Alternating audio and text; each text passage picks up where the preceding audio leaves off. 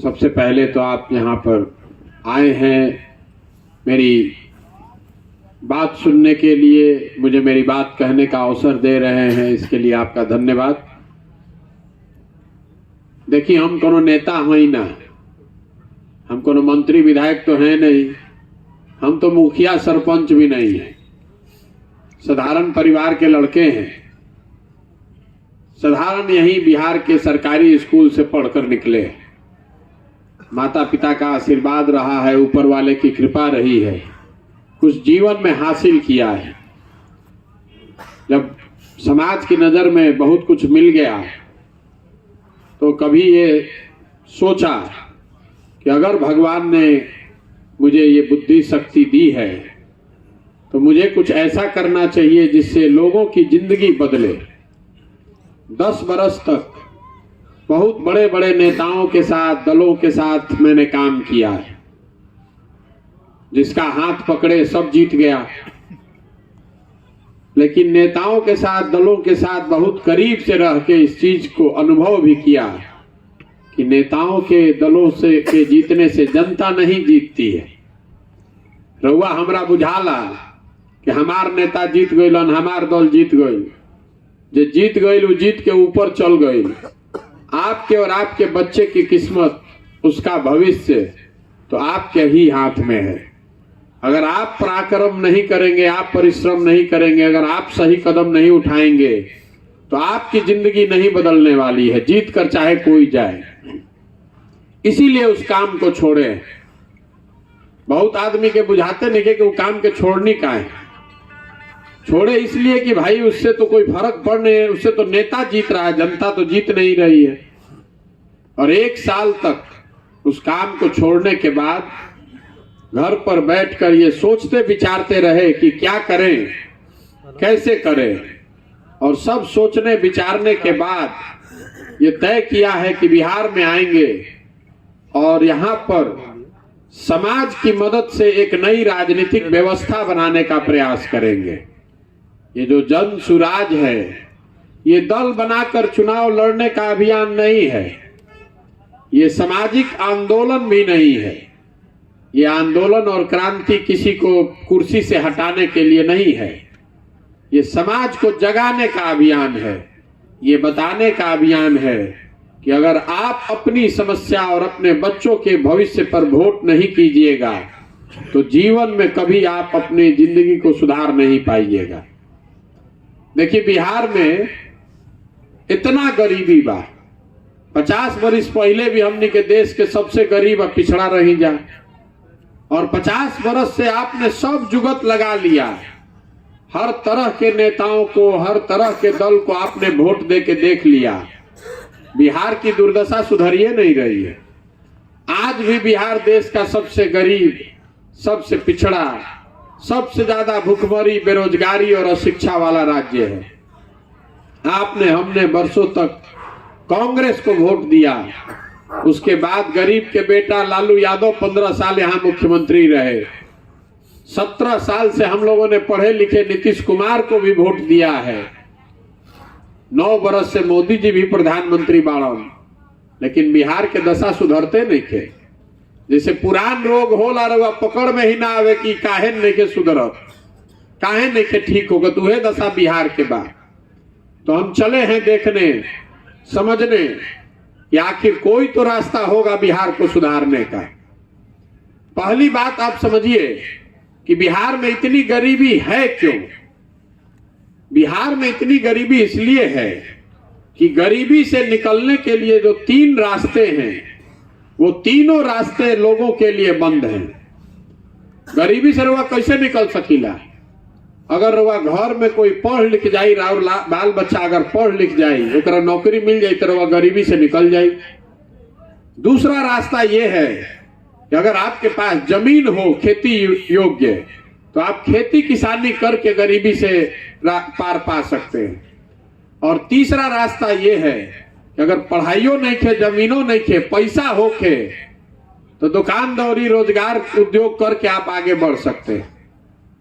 तो बिहार में शिक्षा की हालत यह है कि स्कूल से खिचड़ी बट रहा है अब कॉलेज में डिग्री बट रहा है, पढ़ाई दोनों में कहीं नहीं हो रहा है। स्कूल में तो खिचड़ी बटाते बा, रोज बतियाते बा नहीं जा, लेकिन कॉलेज में भी जहां बिल्डिंग बा, टीचर लोग बाड़न जा 10-10 हजार लड़का उनमें नामांकन भी करैले बाड़न, पढ़ाई हो जो नहीं हो। लड़का एक हाली गई कॉलेज में नाम लिखवावे, दूसरा हाली गई एडमिट कार्ड लेके परीक्षा देवे, तीसरा हाली गई डिग्री लेवे। तो जब आपका लड़का पढ़िए नहीं रहा है, खिचड़ी खा रहा है और डिग्री ले रहा है, तो मजदूर नहीं बनेगा तो कलेक्टर तो बनेगा नहीं। तो ज्यादातर जो परिवार हैं उनके बच्चों को पढ़ लिख कर आगे बढ़ने का, गरीबी से निकलने का जो रास्ता है वो बंद है। दूसरा हमने आपको बताया जमीन, तो बिहार में 100 में 60 आदमी के पास एक धूर भी जमीन नहीं है। पूरा देश में 100 में 38 आदमी के जमीन नहीं थे, लेकिन बिहार में 100 में 60 आदमी के पास एक धूर जमीन नहीं है, क्योंकि पिछले 75 साल में भूमि सुधार को लेकर यहाँ कोई काम ही नहीं किया गया है। वह दाखिल खारिज करावे जातनी आपन जमीन के तो में 3000 घूस लागत है। जमीन का कोई रिकॉर्ड ही नहीं है। वो 4 गो अटर्नी जो दलाल है, कर्मचारी है, सीओ है, उसी के मर्जी पर है। भूमि सुधार को लेकर इस राज्य में कोई काम आजादी के बाद नहीं किया गया है। पिछला बार भूमि के सर्वे भइल रहे 1917 में, तो 105 वर्ष हो गई। तो 60 आदमी के पास तो जमीनें नहीं है। जो 40 आदमी के पास जमीन है उसमें भी 90% मतलब 36 आदमी के पास 1 एकड़ से कम जमीन है। तो जो बिहार में खेती किसानी होती है, जो लोग खेती करता है, वो खाने वाली खेती है, कमाने वाली खेती नहीं है। रुआ इतना छोट जमीन बाकी रुआ उहे उपजावत नहीं कि बाल बच्चा खाना खा ले, उस खेती से आपको कोई आमदनी नहीं होती है। तो 100 में 4 ही आदमी बिहार में खेती करने वाला ऐसा है जो खेती करके कुछ कमा रहा है। बाकी आदमी या तो खेत जोत के खा तड़न, ना तो जरा जमीने नहीं खे ओकरा कोनो उपाय नहीं खे। और तीसरी बात है, अगर आपके पास पूंजी हो, पैसा हो, तो आप कुछ रोजगार धंधा करके अपना जीवन सुधार सकते हैं। तो बिहार में पूंजी है ये नहीं खे। कि पूंजी काहे नहीं खे, बात ध्यान से समझी, ये बात आपको कोई नहीं बताएगा। पूंजी समाज में आता कहां से है? पूंजी आता है जो पैसा आप और हम कमाते हैं, इस पैसा में जो बचत होती है। मान ली 100 रुपया कमैनी, 25-30 रुपया बचल, तो 25-30 रुपया रवा बैंक में जाके रखो। तो समाज के स्तर पर बैंक में जो पैसा जमा होता है, उसी पैसे को बैंक लोन देता है, ऋण देता है, ताकि आप घर बनवा सकें, गाड़ी खरीद सकें, कृषि लोन लीजिए, एजुकेशन लोन लीजिए, उद्योग धंधा के लिए ऋण लीजिए। तो बिहार में इसको नापने का पूरे देश में एक पैमाना है, CD रेशियो, मतलब कितना पैसा बैंक में जमा भइल, कितना पैसा बैंक वाला लोन देलन। तो पूरा देश में जितना पैसा हमने के बैंक में रखीला जा, ओकर 70% मतलब 100 रुपया रुआ बैंक में जमा करब तो 70 रुपया बैंक वाला लोन के तौर पर रुआ के दी। बिहार में ये दर है 40%। तो इसका असर क्या होता है? पिछले साल इस गरीब बिहार की जनता ने, हमने आपने सबने मिलके 4,21,000 करोड़ रुपया बैंक में जमा किया। 4,21,000 करोड़ रुपया बिहार के लोगों ने बैंक में जमा किया। और 70% के हिसाब से बैंक को 2,80,000 करोड़ रुपया लोगों को ऋण देना चाहिए था, उद्योग धंधा करने के लिए, घर बनाने के लिए, गाड़ी खरीदने के लिए। लेकिन बैंकों ने दिया कितना? 1,61,000 करोड़। बाकी पैसा कहां गई? बाकी 2 लाख करोड़ से ज्यादा पैसा को बैंकों ने बिहार से उठाकर उन राज्यों में भेज दिया जहां पर उद्योग धंधा लग रहा है। कर्नाटक में, आंध्र प्रदेश में, तेलंगाना में, केरल में, गुजरात में, महाराष्ट्र में। तो आज तक सुन ले ओखब के इजा से मजदूर जालन, कुछ आदमी यो कहन के लड़का पढ़े बाहर जाता सन। हम आपको नई बात बता रहे हैं कि बिहार में सबसे ज्यादा गरीबी का कारण ये है कि यहाँ से पूंजी का जो पलायन है, जो पैसा हम और आप बैंक में रख रहे हैं, ये बैंक वाला सब पैसा यहाँ से उठाकर दूसरे राज्य में भेज रहा है। रिजर्व बैंक ऑफ इंडिया का डेटा है, हर साल इसको जारी करता है रिजर्व बैंक कि कितना पैसा बैंक में जमा भइल, अब बैंक वाला उस पैसे का क्या किया। तो 1990 से लालू जी से जब से मुख्यमंत्री भइलन, 1990 से लेकर पिछले साल 32 वर्ष में बिहार में बैंकों ने 26 लाख करोड़ रुपया बिहार के लोगों का दूसरे राज्यों में भेज दिया।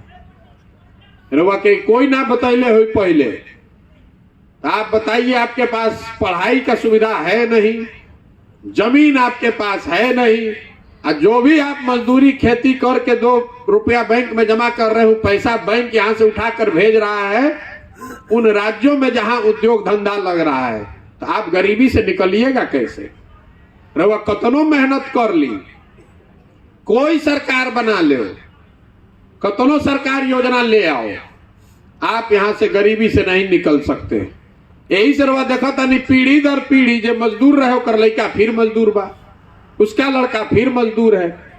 10,000 20,000 50,000 में कोई एक आदमी पढ़ लिख के बाहर चल गई, ओकरा नौकरी लागल तो ओकर घर परिवार सुधरल। लेकिन ज्यादातर परिवार के लिए शिक्षा, भूमि और पूंजी की व्यवस्था नहीं है। और जब तक इस मूल बात को नहीं आप समझिएगा, तब तक बिहार को कोई नहीं सुधार सकता है। ये 3 ही बात है। अगर बिहार में तरक्की चाहिए तो लोगों के लिए अच्छी शिक्षा व्यवस्था होनी चाहिए, ऐसी शिक्षा व्यवस्था जिससे लोगों को रोजगार मिले। अगर बिहार में सुधार लाना है तो भूमि सुधार का कानून लागू करना पड़ेगा। फिर से पूरा जमीन के नापाई होके के चाहिए, पता होके के चाहिए कि केकर जमीन कौन बा। अभी तो जगह जमीन बा वो करो, इतना लफड़ा बा कि ऊपर लोन नहीं ले सकता है। आप अपने जमीन को बेच नहीं सकते हैं। आधा जमीन तो मालिक घर मजरुआ में डाल दिया, जिसका जमीन है उस पर खेती नहीं कर रहा है। और तीसरा, यहाँ पर बैंकों में जो पैसा बिहार के लोगों का जमा हो रहा है, बैंकों पर ये रोक लगनी चाहिए कि आप बिहार के पैसे को बाहर नहीं भेज सकते हैं। हमने के कोई के दूसर के पैसा की जरूरत नहीं है, जो पैसा बिहार के लोगों का है वो तो हम लोग को मिलना चाहिए। जरा अंदाजा लगाइए कि 20 लाख 25 लाख करोड़ रुपया अगर बिहार के लोगों को ऋण के तौर पर मिला होता तो कितना ज्यादा आदमी आज घर बनैले रहता, कितना आदमी गाड़ी खरीदले रहता। अगर हजारों घर बनेगा तो उतना सीमेंट बिकेगा, उतना लेबर लगेगा, उतना रोजगार मिलेगा। रोवा जाता नहीं दिल्ली में घर खरीदे तो बैंक वाला लोन लेता सन, रोवा के गिफ्ट अलग से देता सन कि भाई हमारा बैंक से लोन लो, हमार ब्याज कम बा। अब बिहार में आज भी 100 रुपया 5 रुपए के रेट पर आप लोन ले रहे हैं। गरीब आदमी को आज भी अगर 10,000 रुपया के लोन लेवे के पड़ जाओ, जरूरत पड़ जाओ कर्जा लेवे के, तो 5 रुपया सैकड़ा पर लोन ले रहा है। जो मध्यम वर्गीय परिवार है वो भी अगर घर का लोन लेना होता है तो 20,000 रुपया जाकर आप घूस दे रहे हैं। इतना यहाँ पूंजी का अभाव है। तो ये तीनों चीज सुधरनी चाहिए। सुधर क्यों नहीं रहा है? सुधर इसलिए नहीं रहा है कि आप और हम बिहार में हर 5 वर्ष बैठ के बात करते हैं कि बिहार में का खराब बा। जहां वह चल जाए बिहार में, ऐजा सब कोई कुछ जाने चाहे मत जानो, राजनीति जाना था। 4 गो लड़कन के कहीं बैठा दी, घर में, दलान में, खेत खलिहान में, चौक चौराहा पर, चाय के दुकान पर, जहां 4 आदमी बैठी राजनीति बतियाई। यही बतियाएगा कि एजा कितना भ्रष्टाचार बा, एजा सड़क नहीं खे, एजा अस्पताल नहीं खे, एजा लड़कन के पढ़े के व्यवस्था नहीं खे, रोजगार नहीं खे। लेकिन जहिया वोट होई वो दिन सब चलाकी चल जाए, वो दिन सब बात भुला जाए। बिहार में वोट के दिन आदमी के 4 गो बात याद बा। पहला बात कि हमार जात का बा, के हमारा जात के खड़ा बा, चलो अपना जात वाला के जितावे के बा। जे जात से बच गई ओकरा के धर्म के नाम पर हिंदू मुसलमान, भारत पाकिस्तान पुलवामा के नाम पर वोट लिया था। तो काल तक रवा संकल्प ले ले रही कि अब की हाली है बीजेपी के एमपी के ना जिताई भी तो 5 वर्ष में मुंह नहीं कम देखले, लेकिन जहिया वोट होई 2 दिन पहले हल्ला हो, ये भाई सब हिंदू एक हो जा, मुसलमान ना जीते के चाहिए। कोई गलती से अगर पूछ दिलस काहे दिहल जाओ भाई, तो करे के आदमी चढ़ जाता वो करे सर पर। तारा बुझाता ऊपर देखो ऊपर एजा देश पर खतरा लागल बा, पाकिस्तान के सबक सिखावे के बाद तू नाली गली में जुड़ाइल बड़ा। छोड़ा एमपी के, मोदी जी के देखो, सीधे ऊपर देखा भाई, ऊपर नीचे काहे देखा तारा, तो जाके भाजपा के दे देनी। फिर जे दोनों से बच जाता तो कहता कि भैया कुछ हो जाओ, और ललटेन वाला राज ना चाहिए, वो अपराध का जो जंगल राज था वो नहीं चाहिए। रवा नहीं न जानत 4 बजे इतना खतरा रहे, आदमी सरे छोड़ के भागत रहे, घर में घुस के अपराधी मारत रह सब। तो रवा विधायक के कसम खैले बानी कि अब की हालिया विधायक के ना जिताई। तो चुनाव से पहले हल्ला भइल, अरे बाप रे ललटेन वाला जीतो तारा सब। तो कहे भाई छोड़ो भुला ई सब बात, कोई समूह रोक ललटेन ना आवे के चाहिए, चलो करे के मन मार के दो। जे तीनों से बच गए तो चौथा हमने के मुसलमान भाई लोग बा। मुसलमान कह रहा है कि भैया जिए चाहे मरे, इन लोग की हालत सबसे खराब बा। दलित से भी ज्यादा परेशान बेचारा मुसलमान है, लेकिन ये लोग कह रहा है कि जिए चाहे मरे। भाजपा के तो ना दे सकीला, जब भाजपा तो भैया मुसलमान विरोधी पार्टी बा। तो बिहार में बचल के, अरे बिहार में तो भैया 2 गो दल बा, एगो मोदी जी के भाजपा और दूसरा लालू जी के ललटेन। नीतीश कुमार बेचारे के तो दले नहीं के बचल, कभी ललटेन पकड़ के लटकल बनन, कभी कमल के फूल पर बैठ के पौड़ा ताड़ा। तो जनता के बुझाते नहीं के रहियन के ने। तो मुसलमान कह रहा है कि जिए चाहे मरे, भाजपा को दे नहीं सकते, तो ललटेने लौकता है, यही में किरासन तेल बन के जलल जाइए करे के दबाव है भाई। तो इतना आदमी एजा बैठल मानी जा, ईमानदारी से बताइए इसी 4 चीज पर वोट पड़ रहा है भैया। तो जब रहुआ जानते बानी कि यही 4 चीज पर वोट पड़ता, हम जानते बानी तो ने तो सब जानना ताड़ा सुन, ने तो जान रहा बा कि भाई बिहार के जनता कतनो बतिया ले गा के गरिया के भोटवा तो यही पर दिहन जा दहन जा कहा। यही वजह है कि कोई काम नहीं कर रहा है। काहे काम करेगा भैया, ओकरा मालूम है कि रहुआ भोटवा तो यही पर देव, जे करे कि अभी माइक देव सबे कही कि हमारा के नेता ठगता। अरे भाई आपको नेता कहां ठग रहा है, हम आपको कैमरे पर कह रहे हैं नेता आपको नहीं ठग रहा है। नेता अगर ठगता तो 1 बार ठग लेता, 2 बार ठग लेता। अगर वह हम 50 वर्ष से ठगाता नहीं जाता कर मतलब कि कुछ गलती तो हमनिए में ना बा। अब की हाली प्रशांत किशोर आयल बान तो प्रशांत किशोर ठग के निकल जाइए हम। अगर आपको समझ ही नहीं है, अगर आपको अपना और अपने बच्चे के भविष्य का चिंता ही नहीं है, तो कोई आई ठग के चल जाए। यही बताने के लिए पूरा अभियान ये शुरू किए हैं कि आपको भैया नेता नहीं ठग रहा है, आपको वही मिल रहा है जो कि आप जिस नाम पर आप वोट दे रहे हैं। रवा बुझाता कि रवा वोट बढ़िया देता नहीं, नेता गलत करता। हम आपको बता रहे हैं कि बिल्कुल ऐसी बात नहीं है। आपने वोट दिया है जात के नाम पर, तो जात के बात हर जगह होता कि नहीं के हो। आपने वोट दिया है भारत पाकिस्तान के नाम पर, तो जैसे ही रवा टीवी खोलता है तो भारत पाकिस्तान सुनाई देता है। आपने वोट दिया है 5 किलो अनाज पर, तो 1 किलो चोरी करके 4 किलो देते बड़ा सन।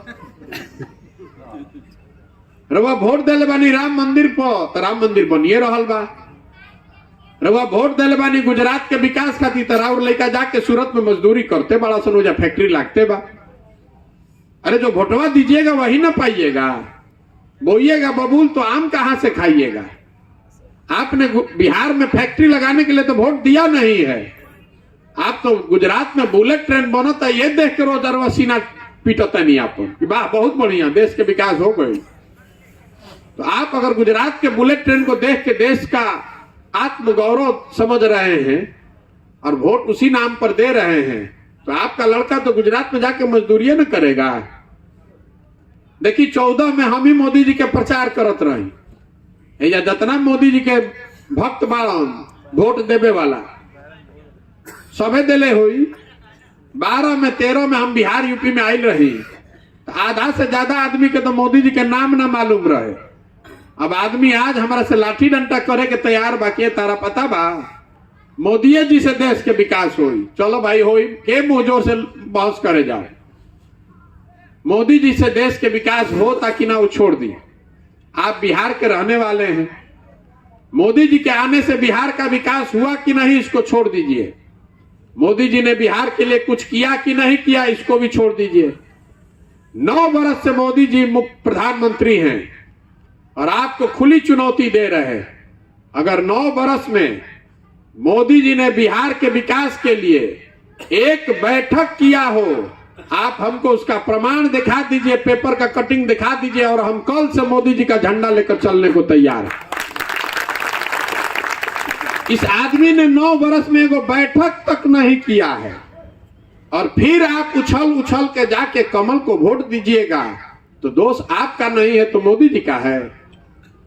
तो आपका लड़का गुजरात में जाके मजदूर नहीं बनेगा तो वहां जाके मालिक बनेगा। गलती आप कर रहे हैं तो सुधरेगा कैसे भाई? यही बताने के लिए ये पूरा अभियान है। हम किसी से वोट नहीं मांग रहे हैं, सबको जाकर गावे गांव हाथ जोड़ता नहीं। अरे भाई अपना नहीं तो कम से कम अपने बच्चों का चेहरा देखिए और नहीं सुधरिएगा। जात पर, धर्म पर, 5 किलो अनाज पर, नाली गली पर अगर वोट देते रहिएगा तो जीवन में कभी गरीबी से नहीं निकल पाइएगा। जिस गरीबी, जिस बदहाली में आपका जिंदगी बीता है, इसी गरीबी, इसी बदहाली में आपके बच्चों का भी जिंदगी बीतेगा। अब बिहार में जो अपना के धनी बुझता ओकरो के गरीबे बुझिया जाए, कोई इधर धनी नहीं थे। बिहार का जो बहुत बड़ा जमींदार है, बहुत बड़ा धन्ना सेठ है, वो दिल्ली में जाके वो बढ़िया घर नहीं खरीदने का उसका औकात है। हम जानते हैं कि बिहार में के धनी भाई जाए, वो धनी में वही है जो अन्ना में कान्हा राजा है। जिए खाए के बाद 2 गाड़ी खरीद ले, माने को घर में 10-20 बीघा 50 बीघा खेत हुई।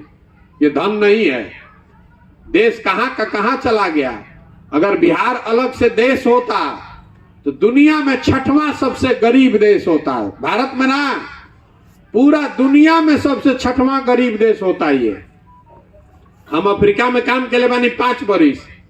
जब जाने ला हमरा से पूछे ला भैया अफ्रीका एकरो से खराब बा, तो उसको बताते हैं कि अफ्रीका महादेश में 54 गो देश है, उसमें भी 4 गो को छोड़ दीजिएगा, 4 गो देश को, तो सब देश आज बिहार से आगे।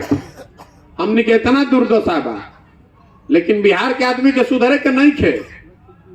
एजा बकैती बहुत बा, जहां जे बैठी खाली बतियावते बा, चाहे खटिया पर खा पी के सुतल बा, दाल भात चोखा, सोचा था कोई आई तो न भैया सुधार दी थी।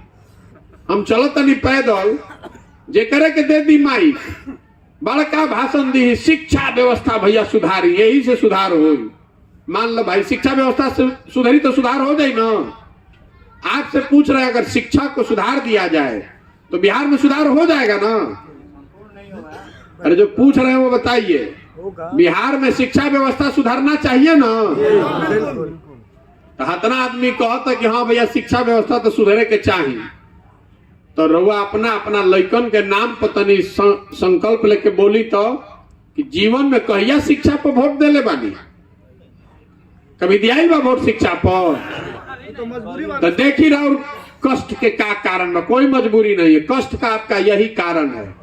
आपको मालूम है कि शिक्षा सुधरना चाहिए, लेकिन आपने जीवन में कभी शिक्षा पर वोटे नहीं दिया है, तो सुधरेगा कैसे? तो आदमी तुरंत जब बोले के बहुत बात, तो तुरंत आदमी कह दिया अरे भैया ये सब मालूम रहे, हमने के विकल्प ना रहे। अच्छा तो विकल्प ना रहे तो बिहार में विकल्प बनावे तमिलनाडु से आदमी आई, काहे ना बनाई है विकल्प भैया?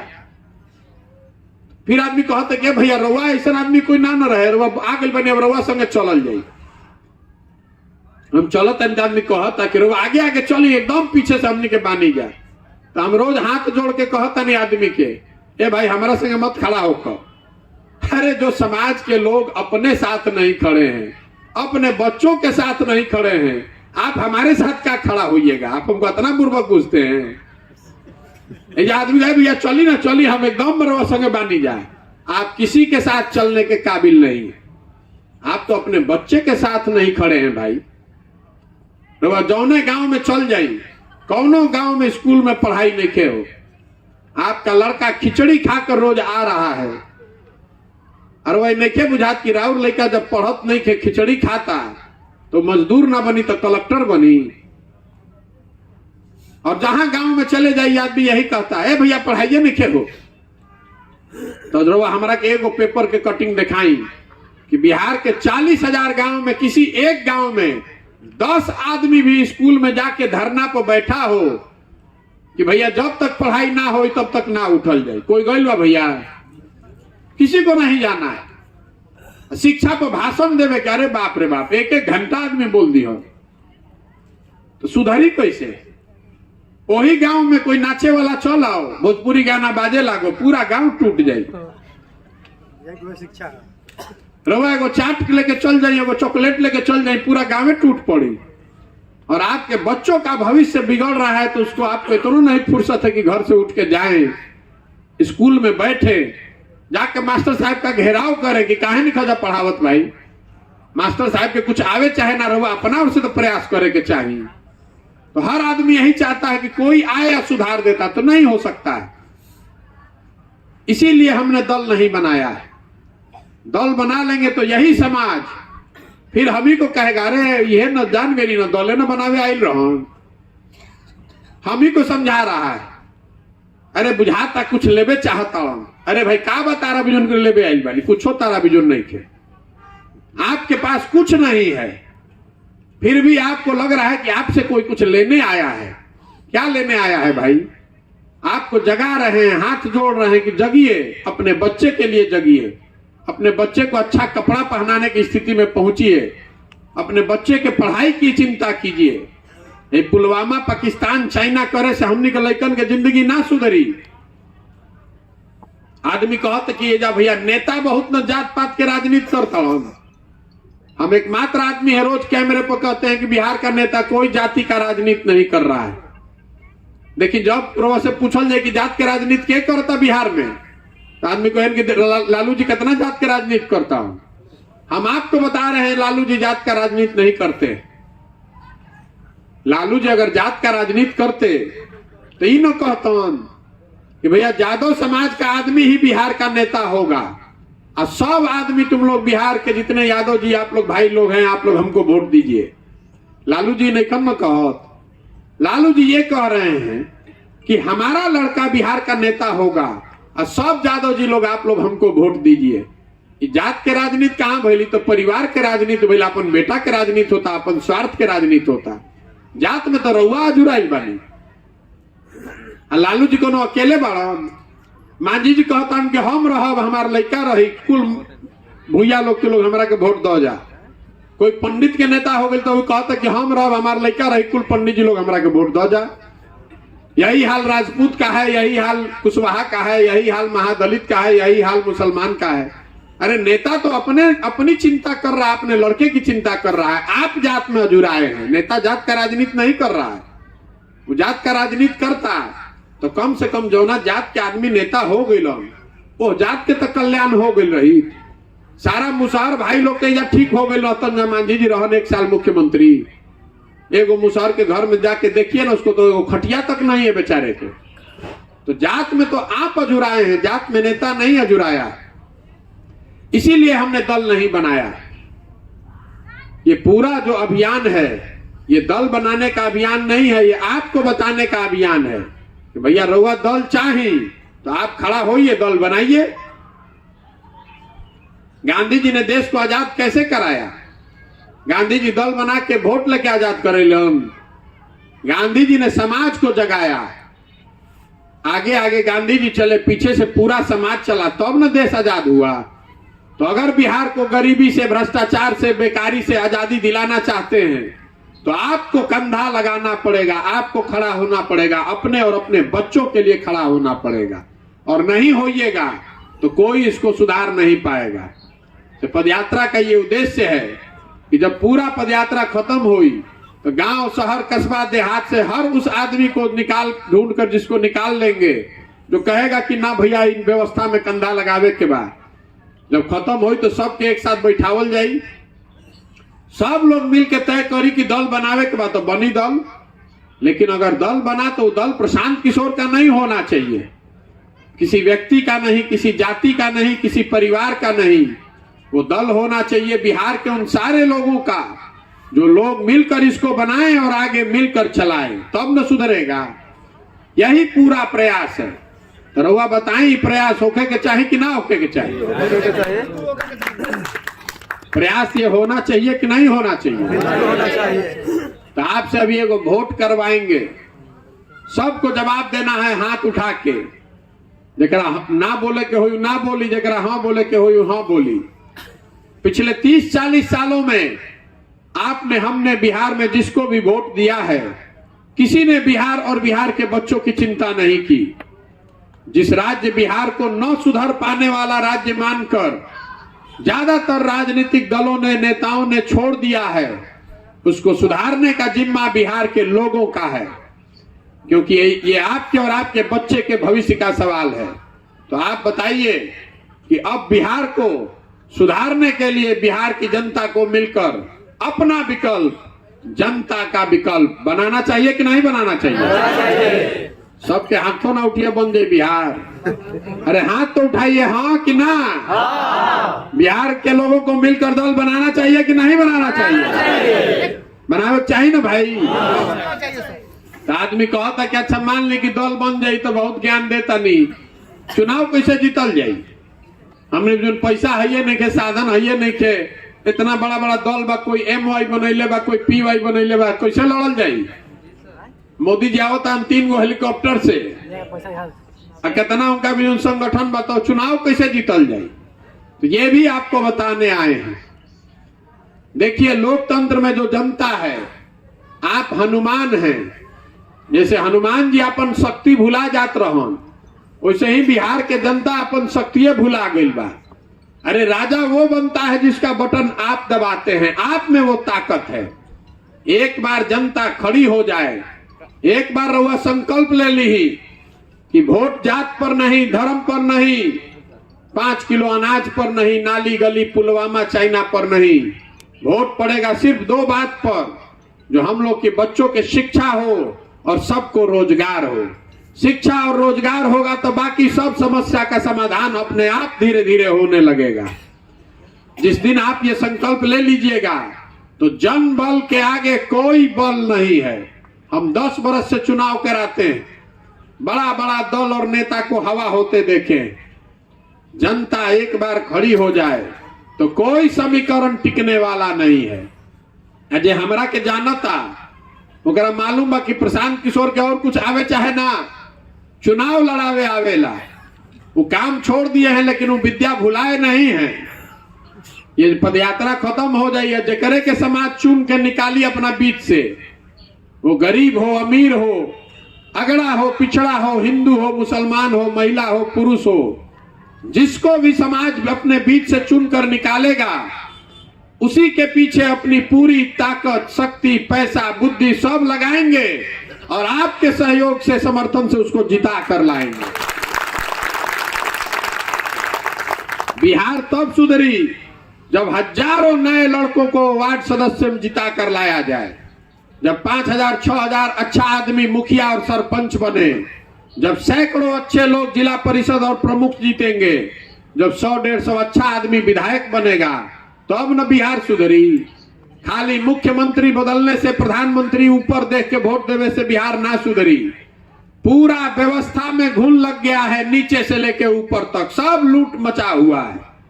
जिस शिक्षा व्यवस्था का नाम आप रोज लेते हैं, उसी शिक्षा व्यवस्था पर हर साल बिहार में 40,000 करोड़ रुपया खर्चा हो रहा है।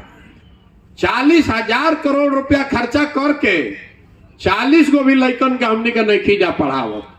कितना लूट और कितना कुव्यवस्था बा, इसका अंदाजा लगा लीजिए। तो ये पूरा सफाई होना चाहिए, पूरा सफाई होना चाहिए ना भाई, नीचे से लेकर ऊपर तक। उसी लिए घूम रहे हैं। एक अंतिम बात, हमने के जाता नहीं जा बिहार से बाहर, लड़का जाता रसन पढ़े, कोई काम करे जाता, कोई मजदूरी करे जाता, तो बतावल जाता बिहारी मतलब बेवकूफ, बिहारी मतलब अनपढ़। ये शब्द बिहारी गाली बन गया है। हर दिन पूरे भारत भर में बिहार के लोगों को बिहारी कह के जलील किया जाता है। हमने के सब बुर्बक का बेवकूफ बन जाए। अरे बिहार के आदमी बेवकूफ नहीं है, यहाँ के नेताओं ने, यहाँ के व्यवस्था ने हम लोग को बेवकूफ बना दिया है। ये तो ज्ञान की भूमि रही है, देवताओं को भी आकर बिहार में ज्ञान मिला है। 1500 साल तक इस देश की राजनीति की केंद्र बिंदु रही है बिहार। यहाँ की मिट्टी में, यहाँ के लड़कों में वो ताकत है। आप व्यवस्था सुधारिए, आप देखिएगा कि 10 वर्ष के अंदर पूरे देश में बिहार आपको चमकता हुआ राज्य दिखेगा। हमरा के आदमी कहता, ये भाई बहुत बढ़िया बढ़िया बतियावत तड़न, अपना खातिर का चाहतड़न, कुछ तो सोचले हो जरूर। बहुत आदमी के बुझाता कि हम मुख्यमंत्री बने के अभियान शुरू कैले बानी। आप हमको नहीं जानते, हम इतना छोटा सपना लेकर नहीं पैदा हुए। हमारे बाबा मजदूर थे, बैलगाड़ी चलाते थे, बनिहारी करके हमारे बाबूजी के पढ़ैलन तो डॉक्टर हो गए। तो हम यहाँ इतना सपना छोटा लेकर नहीं आए हैं कि सरकार में जाना है। सरकार में जाना होता तो आजे नीतीश कुमार के फोन करब, काले रह देखब कि हम सरकार में बानी। ये सरकार में आने का अभियान नहीं है। अपने जीवन का सब कुछ सरकार में आने के लिए नहीं दांव पर लगाए हैं, अपने जीवन का सब कुछ दांव पर लगाए हैं अपने उस सपने के लिए कि देश के सबसे गरीब और पिछड़े राज्य बिहार को एक दिन देश के अग्रणी और समृद्ध राज्यों के श्रेणी में देखें। ये सपना लेकर आए हैं कि अपने जीवन काल में ऐसा दिन भी देखें जब महाराष्ट्र, गुजरात, कर्नाटक, पंजाब से लड़के आकर बिहार में रोजगार करें, तब मानेंगे कि बिहार में विकास हुआ। ये होना चाहिए कि नहीं होना चाहिए? होना चाहिए ना भाई। 26 MP का राज्य है गुजरात, तो गुजरात का आदमी बन गया फैक्ट्री का मालिक, और 40 MP का राज्य है बिहार। हमने के लड़का बन गए फैक्ट्री में मजदूर, हमने के आंखें नहीं के खुला। तो बदलना चाहिए कि नहीं बदलना चाहिए? बदलना चाहिए ना भाई। तो एक बार इस मिट्टी के सम्मान में एक नारा लगाएंगे। मैं बोलूंगा जय बिहार, आपको बोलना है जय जय बिहार, जय बिहार। बिहार के आदमी में हतरे दम बा। जय बिहार, जय बिहार, जय बिहार। बहुत बहुत धन्यवाद।